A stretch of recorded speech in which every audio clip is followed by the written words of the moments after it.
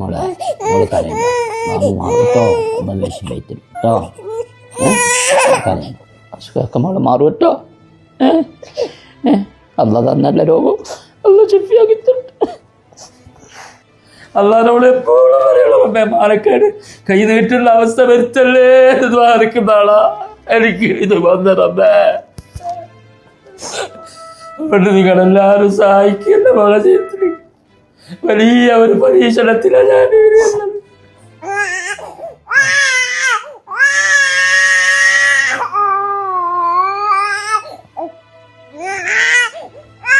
മാറും കേട്ടോ. ബാബുവെല്ലാം മാറും, അസുഖമൊക്കെ മാറും കേട്ടോ. അവളെ അസുഖമൊക്കെ അല്ല ഷിഫിയാക്കി തരട്ടെ.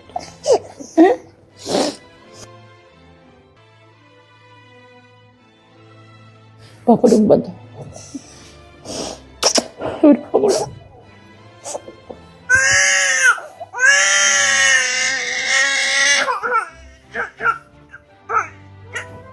ഒരുപാട് ഞാൻ മരിച്ചു പോണോന്ന് വിചാരിക്കാൻ പാടില്ല.